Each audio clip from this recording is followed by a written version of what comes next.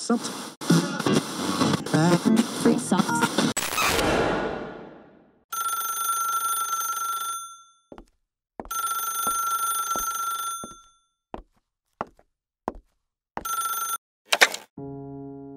Hey, halo semuanya, lu semua lagi dengerin gue, Giri Ardian. Gimana kabarnya? Gue harap semuanya sehat-sehat aja. Meskipun udah mulai new normal, jangan terlalu longgar juga. Harus tetap hati-hati, stay safe semuanya di luar sana. Kalau misalnya nggak ada kepentingan yang mendesak, jangan ke tempat-tempat yang rame ya guys. Oke? Jangan lupa pakai masker juga. So, belakangan ini gue nemuin permasalahan dalam hubungan yang diceritain ke gue via direct message di Instagram. Jadi masalahnya ada beberapa yang misinterpretasi, salah mengartikan perkataan gue. Atau ya kurang, atau lupa mungkin ya, arti yang sebenarnya gimana gitu. Mungkin mereka perlu dengar podcast gue sekali lagi atau gimana gitu. Soal menuntun, bukan menuntut. Dari cara mereka bercerita, soalnya waktu itu kesannya kayak cara menuntun itu malah menggurui gitu loh guys, Menurut gue ada beberapa ketidaksesuaian aja dengan apa yang gue maksud. Dan ternyata gue juga nemuin masalah ini waktu gue ngobrol sama teman gue. Ada beberapa temen yang beneran dengerin podcast gue juga kan. Terus bisa ada kesempatan ngobrol dan ngebahas hal ini. Terus gue rasa dia juga gue ngerasanya kayak bukan itu yang gue maksud gitu. Maka dari itu hari ini gue pengen ngomongin hal ini dengan kamu, dengan kalian semua lah, pokoknya sedetil mungkin. Gue akan usaha jelasin maksudnya menuntun versi gue tuh kayak gimana sih gitu. Mungkin dari podcast ini jadinya bisa buat bahan perbincangan lo sama dia lah. Atau mungkin lo jomblo, nanti lo bisa bahas lah sama pasangan lo ya. Semoga gak kelamaan jomblonya. Hey anyway, terserah lo mau punya pacar apa enggak. Jomblo juga gak masalah. Ambil waktu buat dengerin ini. Kalau lo punya pasangan, dengan pasangan lo dengerin berdua. Kalau bisa siapin, ambil catatan mungkin, nantinya biar bisa didiskusin berdua gitu. Ya sekalian biar jadi kegiatan untuk mengenal satu sama lain juga gitu kan. Jadi hubungannya berfaedah. Kenapa perlu kita bahas hari ini? Karena emang dalam hubungan yang rumit itu, niat baik aja itu kadang gak cukup tuh. Lo udah ngerasa ya gue udah punya niat baik ini buat bisa ngebantu dia biar lebih baik gitu. Tapi kadang niat baik aja gak cukup.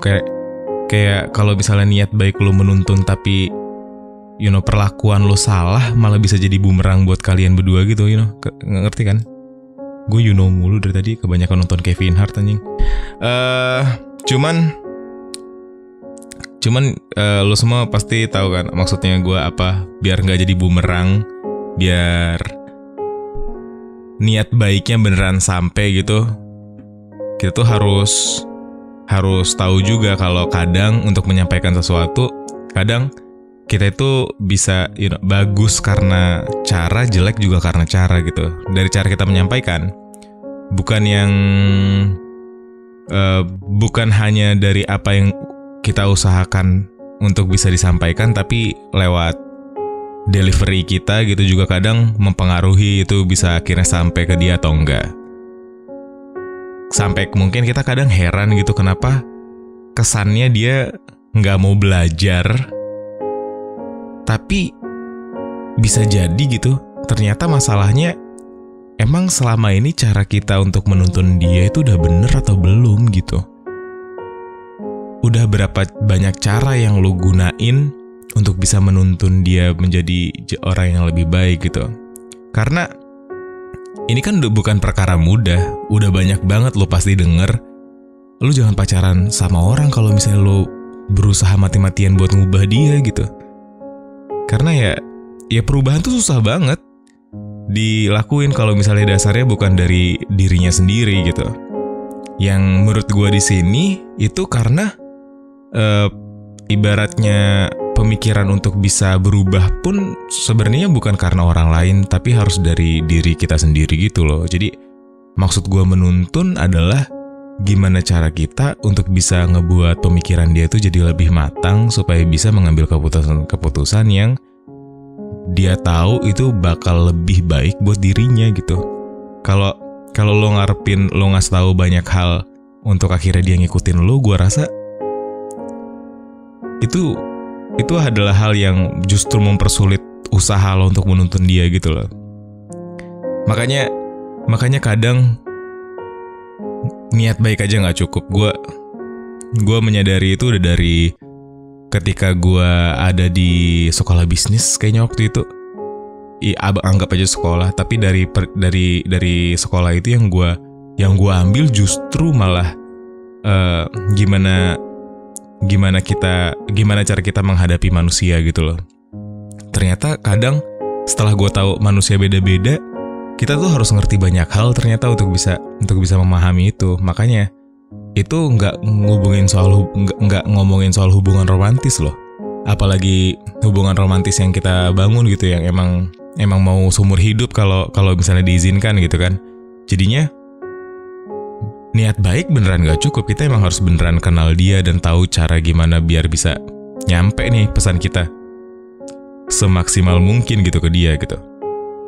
Makanya gue sih kadang ngerasa ya, dulu nih kalau pengalaman gue, kalau dibandingin dulu sama sekarang, gue tuh ngerasa kadang cara menuntun gue tuh ya dalam menyampaikan pesan kurang jelas gitu. Makanya kalau misalnya lo pengen menyampaikan sebuah pesan tuh lo harus jelas gitu loh. Harus lo tata tiap kata atau perbuatan yang pengen lo sampaikan ke dia untuk tujuannya emang beneran dari awal. Oh nih gue harus misalnya perkara A gitu, lo harus ngerti dulu seluk beluk A itu sebenarnya kayak gimana supaya lo bisa menyampaikan itu ke dia gitu. Dan kadang nih ya, kalau misalnya ketemu sama orang yang sulit untuk berubah, ya anggap aja masih muda lah ya gitu ya. Kadang gue merasa tidak mengenakan digurui, dan banyak anak muda juga merasakan hal yang sama menurut gue, karena emang gelora kita anak muda emang gak mau diguruin atau gimana ya. Gue ngerasanya emang menggurui itu gak baik aja lah gitu. Menggurui itu gak baik lah untuk dilakukan pada anak muda seumuran kita. Apalagi emang bukan kewajibannya dia gitu mengguru kita gitu. Jadi harus jelas, harus benar-benar disampaikan dengan dipikirkan dulu sebelumnya matang-matang. Jangan pas emosi lo sampein gitu, karena pas emosi udah jelas yang keluar itu nggak nyenengin lah buat pasangan gitu. Jadi lu juga harus hati-hati. Kalau bisa lu tuh minta izin dulu sama dia. Gue pengen ngajak lo ngomong soal A nih gitu. Apa ibaratnya? Sepenting itu. Lo harus menganggap itu bukan hal yang sekadar untuk diobrolin dengan santai gitu. Kalau lo ngerasa itu adalah perkara berat dalam hubungan kalian, lo juga harus memperlakukannya seperti hal yang penting juga gitu, hal yang berat juga gitu. Karena krisis gak bakal terlihat seperti krisis kalau kita gak memperlakukannya seperti krisis. Gitu juga masalah gak bakal kelihatan seperti masalah kalau kita gak memperlakukannya seperti sebagai masalah gitu. Jadi kalau misalnya ada sesuatu yang pengen lo sampaikan, pertama lo harus ngebuat itu crystal clear, jelas soal seluk beluknya. Lo udah siapin waktu lo untuk memikirkan hal tersebut, gimana caranya untuk menyampaikan ke dia. Kalau misalnya dia tipe yang masih baru nih untuk belajar memperbaiki diri, lo harus usahain untuk bisa meminta izin dulu. Lo pengen ngebahas masalah ini, kamu kapan ada waktu gitu? Atau nanti kalau misalnya kita ketemu setelah kita ngelarin urusan kita, misalnya pengen ngapain gitu, pengen makan siang bareng atau apa gitu, nanti abis itu kita ngobrol ya, aku pengen ngajak kamu ngobrolin hal ini gitu misalnya. minta izin ke dia supaya dia siap-siap gitu, nggak kaget bro. Jadi waktu ada omongan itu, waktu ada obrolan itu, dia nggak denial karena nggak kaget. Dia udah siapin juga gimana cara buat ngobrol sama lo, you know. Yang ke berikutnya kadang nih ya, gue lupa lagi udah keberapa, ketiga kalau nggak salah. Yang selanjutnya adalah pokoknya lu juga harus berusaha untuk tidak melakukan konfrontasi supaya nggak terjadi komunikasi yang saling jawab gitu. Lu harus berusaha untuk mengerti dulu apa yang pengen lo sampaikan dan menjadikan diri lo sebagai targetnya, bukan dia. Paham kan? Target dari masalah ini, kalau lo pengen nyampein sesuatu adalah lo, bukan dia. Contohnya gimana? Contohnya ya gue pengen ngajak lo, bukan ngajarin lah, ini kita ngobrol lah ibaratnya. Gue tahu lo dari tadi ngangguk-ngangguk atau iya itu bener Ger atau gimana ya. Anggap aja gue temen buat lo ngobrol, oke? Gue ngajak lo untuk ngubah sudut pandang gitu kalau misalnya emang ini masih lo lakuin dalam hubungan atau lo belum pernah tahu hal semacam ini gitu. Yang tadinya menyalahkan mungkin lo bisa mencoba untuk jadi lebih mengakui kesalahan atau ngubah targetnya ke diri lo. Misalnya gini, misalnya lo sebel sama dia karena nggak ngabarin lo. Sederhana aja lah ya contohnya misalnya gitu. Dibanding ngomong kamu tuh nggak pernah ngabarin aku gitu, tapi lo lebih baik menyadari bahwa ada sebab yang bisa lo dapat setelah dia melakukan hal tersebut, yaitu lo jadi sedih misalnya gitu. Karena dia nggak ngabarin lo jadi sedih. Jadi lo bisa ngomong, aku cuma pengen ngomong, aku tuh jadi ngerasa sedih, jadi ngerasa kurang dihargain karena kamu nggak mengabari aku waktu kemarin aktivitas penuh. Aku ngerti kamu lagi aktivitas penuh, cuman aku jadi sedih banget karena nungguin kabar kamu. Aku jadi khawatir kamu kenapa-napa atau enggak di luar sana. Aku cuma pengen ngomong itu. Itu output yang keluar beda banget kan? Apakah lo tidak menuntun dia dengan cara itu? Tetap menuntun, justru lebih baik gitu outputnya, karena lo nggak melakukan konfrontasi yang akhirnya nimbulin debat nggak penting buat hubungan kalian gitu. Yang tersirat semacam itu justru lebih mempan kadang daripada lo yang ngomong, lo gak pernah ngertiin gue, lo ngerti gak sih gitu. Paham kan? Jadi kita harus bisa mengelola secondary emotion itu. Kita udah pernah ngebahas primary emotion dan secondary emotion. Kalau lo pengen detailnya, dengerin podcast sebelumnya. Tapi intinya adalah ketika lo emosi, itu tuh namanya primary emotion. Dan di baliknya ada layer selanjutnya gitu yang perlu lo sadarin. Sebenarnya apa yang ngebuat lo emosi kayak gitu. Dapat primary emotion itu. Dibanding lo marah karena dia ngasih kabar, lo sadarin di balik itu lo tuh khawatir sebenarnya, lo itu sedih sebenarnya. Nah, itu yang harus lo sampein ke dia. Bukannya marah lo karena dia nggak ada kabar. Paham ya maksudnya ya? Dengan begitu, dia harusnya sih bisa lebih menerima kalau ternyata ada dampak yang ditimbulin dari perbuatannya gitu. Ini harus clear juga karena kadang mungkin lo bisa bilang, ya Gir, gue pengen banget bisa kayak gitu, tapi dianya aja nggak bisa gitu untuk ngebahas ini sama gue. Gue harus gimana Gir?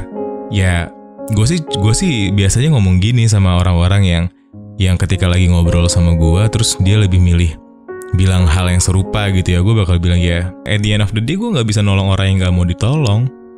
Jadi ya gue nggak bisa apa-apa kalau misalnya lo lebih memilih untuk nutup diri lo, nutup hati lo untuk hal-hal baik semacam ini. Gue juga ngerasa itu bisa disampaikan ke pasangan lo kalau dia memilih untuk diem atau memilih untuk ignorance sama hal-hal semacam ini. Dan menurut gue jadi baik juga untuk lo bisa tegas ke diri lo sendiri seandainya hubungan ini gak bisa dibawa ke hubungan yang lebih baik karena dia yang gak mau gitu. Paham kan? Hubungan tuh soal gimana kita berkembang bersama-sama, tapi kalau dia gak mau ya gimana? Karena untuk bebas dari hubungan yang tidak sehat, orang yang jadi pelaku hubungan yang tidak sehat harus menyadari kalau selama ini dia sedang melakukan hal yang tidak sehat gitu. Dengan menyadari hal itu udah kayak setengah jalan tuh, udah bisa banget dia melangkah ke jenjang selanjutnya, yaitu mempelajari kesalahan-kesalahan dia. Tapi kalau misalnya dia nggak ngerasa itu salah, ya kita nggak bisa apa-apa. Paham ya? Dia nggak mau berubah gitu. Jadi kalau lo berusaha menuntun orang yang semacam itu, enggak, lo percuma, men. Bukan lo yang menuntun dia, lo sama aja kayak lagi narik pohon besar yang nggak bisa ditarik, paham kan? Dia masih pengen mengakar di situ. Ya apalagi yang bisa lo sampein, apalagi yang bisa lo lakuin gitu. Tapi kalau misalnya pohon yang mengakar itu bersedia untuk diangkat dari tanahnya, terus dipindahkan ke tempat yang lebih baik dengan lo, dari cara lo menuntun dia, baru bisa nih nyampe nih baru. Jadi ya dari sebelum lo berjuang untuk sesuatu yang sia-sia, pastiin aja lo nggak berjuang untuk sesuatu yang nggak mau diperjuangin, oke? Lanjutnya, gue selalu minta lo untuk berkali-kali ngeliat nih ya, di posisi kalian tuh ada pola pikir yang salah atau enggak gitu. Karena kita harus, yang ini sebenarnya gue sih bilangnya harusnya mengajari dia untuk berhenti melakukan pola pikir yang salah gitu. Cuman sebisa mungkin lo harus nggak boleh hard selling nih untuk ini, nggak boleh terang-terangan mengajari dia. Makanya kesan selanjutnya yang harus lo coba adalah gimana membantu dia, oke? Jadi tujuannya bukan untuk menjatuhkan, tapi justru malah naikin dia gitu, supaya dia nggak ada di titik pola pikir yang salah lagi, paham ya? Kalau misalnya dia punya pola pikir yang salah terus lo jatuhin, itu cuma nambah beban lo doang, itu cuma bakal nambah pekerjaan lo doang untuk bikin dia nggak ada di posisi itu lagi gitu. Karena ya boro-boro mau bangkit, boro-boro mau jadi orang yang lebih baik, kalau misalnya lo rendahin, ya apa yang bisa lo harapin dari pelakuan itu? Oke? Jadi lo harus bisa ngebantu dia untuk bisa punya pola pikir yang lebih baik lah gitu. Caranya gimana, Ger? Kalau misalnya gue nggak boleh ngasih tahu secara terang-terangan kalau dia ngelakuin kesalahan gitu. Banyak cara sebenarnya. Gue yakin lambat laun lo bakal mengerti bahwa ada cara-cara yang lebih baik dibanding ngeluarin emosi lo saat kita lagi berdiskusi atau berdebat. Tapi gue pribadi, gue sering banget bertanya kepada pacar gue supaya dia ngerti gitu sebenarnya maksud yang gue mau bawa itu ke arah mana gitu. Jadi kesannya gue tuh nggak yang bilang dia salah A B C D E gitu, tapi gue lebih kayak meminta dia untuk berpikir kembali sebenarnya yang dia pikirin itu udah bener atau belum buat dia gitu. Gue bakal tanya hal-hal semacam misalnya kalau misalnya gue kayak lagi dalam mode menuntun ya. Kalau gue bakal nanya gitu misalnya dengan masalah yang tadi soal kabar misalnya. Menurut kamu kalau misalnya kamu nggak ngabarin aku seharian itu hal yang bener buat dilakuin atau enggak sih misalnya gitu. Ya kalau misalnya iya aku kan kerja segala macam gitu. Terus gue bakal tanya lagi, bener sih kalau kamu kerja, aku dukung lagi kalau kamu mau kerja misalnya gitu. Lo harus dengan bilang gitu lo sedang menyetujui salah satu argumen dia gitu. Jadi kesannya nggak terus-menerus berdebat, paham ya maksudnya? Setujuin aja jawaban dia. Misalnya aku kan kerja, kamu nggak ngerti banget misalnya dibilang gitu. Ya aku setuju lagi kalau iya sih kamu kerja misalnya gitu. Aku dukung lagi kalau misalnya kamu kerja. Nggak nyaman juga kalau misalnya kamu kerjanya nggak enak, kalau ternyata terganggu sama aku gitu. Aku juga nggak mau jadi beban misalnya kamu ngomong gitu. Ya itu bagus tuh kamu ngerti misalnya gitu ya kan. Ada kan cewek pacar yang nyebelin gitu kan. Nyebelin tuh pasti. Terus kamu bakal bilang iya benar. Makanya aku pengennya nih ya, kalau misalnya kamu kerja supaya aku nggak ganggu kamu, gimana kalau misalnya kamu ngabarin duluan tanpa perlu aku tanya? Kalau aku tanya kan kamu sebel. Tapi kalau misalnya kamu tahu aku pasti nanya nih, sebelum aku tanya kamu kabarin duluan aja. Jadi aku nggak perlu nanya. Enak nggak tuh? Kamu nggak perlu sebel-sebel loh.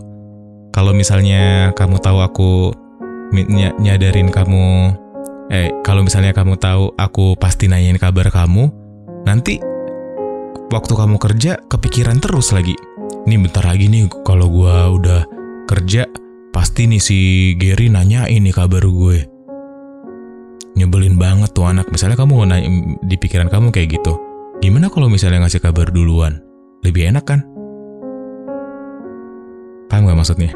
Semoga paham ya, maksudnya ngerubah pola pikirnya, menuntun dengan pertanyaan-pertanyaan yang nantinya karena dia ketika berdiskusi umumnya orang macam ini tuh lebih seneng membela diri, ya udah kita dukung aja dia membela dirinya dengan pertanyaan-pertanyaan yang ternyata bisa memperbaiki pola pikirnya gitu.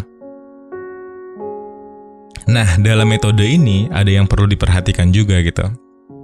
Kadang nih ada pacar yang dari sudut pandang lain malah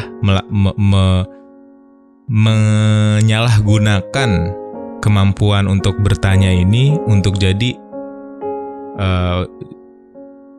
cara untuk bisa mendapatkan jawaban yang lebih kayak memanipulasi gitu.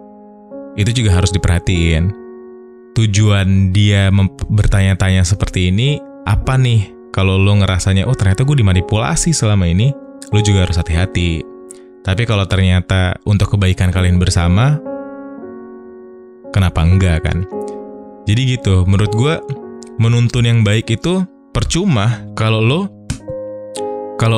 nyuapin dia terus gitu. Kalau lo ngasih tahu A, B, C sampai Z, sampai balik ke A lagi, ke Z lagi, tapi dianya nggak pernah punya kemampuan untuk berpikir dengan otaknya sendiri gitu.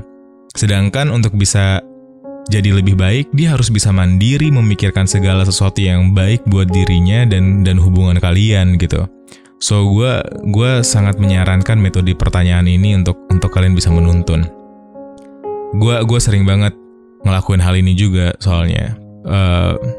Apa yang menurut gue harus diketahuin pasangan gue itu gue sampaikan dengan cara ini gitu. Gue tanya, menurut kamu emang apa yang terbaik untuk dilakukan untuk sekarang ini gitu. Dengan bertanya seperti ini juga lo dapat dua hal lain yang bisa jadi kebaikan lo juga gitu. Lo dapat kesabaran, lo dapat juga mendengarkan dia untuk jawaban-jawaban yang lebih dia banget gitu. Jadi lo lebih ngerti dia gitu. Karena bisa jadi lo yang nggak ngerti kondisinya sebenarnya kayak gimana gitu. Sebelum lo menuntun dia, lo harus mendengarkan dia juga kan. Nah, apa yang pengen lo dengerin bisa jadi baru bisa lo dapat ketika lo mempertanyakan hal-hal semacam ini gitu. Emang kamu ngerasanya gimana kalau misalnya aku nggak ada kabar? Misalnya lo nanya kayak gitu. Nah, dari jawaban dia, lo bisa dapat informasi baru lagi untuk memperkaya diri lo juga gitu. Jadi ini beneran simbiosis mutualisme lah gitu. Dua-duanya bener-bener jadi lebih dapat manfaatnya lah ibaratnya gitu. Jadi menuntun tuh bukan cuman menggurui doang teman-teman semuanya. Kalau menggurui justru memperberat tugas lo aja nantinya gitu. Karena pasti ada efek samping di baliknya gitu. Karena gak asik lah. Gak asik banget diguruin itu, apalagi dalam hubungan gitu. Apalagi misalnya kalian umurnya sama gitu kan. Jadinya kayak udah jadi temen aja mendingan gitu. Ya kurang lebih gitu guys. Semoga menjawab lah ya gimana cara menuntun yang baik versi gue. Kayaknya gue udah nyampein semuanya deh. Oh iya, terakhir pokoknya intinya gimana kita itu menyampaikan sesuatu untuk kebaikan berdua, bukan untuk kemenangan salah satunya.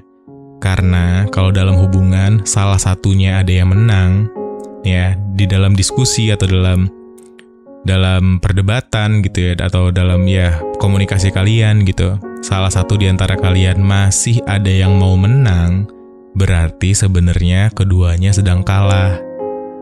Harusnya kalau mau menang, menangnya bareng-bareng. Kalau mau kalah, kalahnya bareng-bareng. Nggak boleh salah satunya aja ada yang di atas dan satunya lagi di bawah.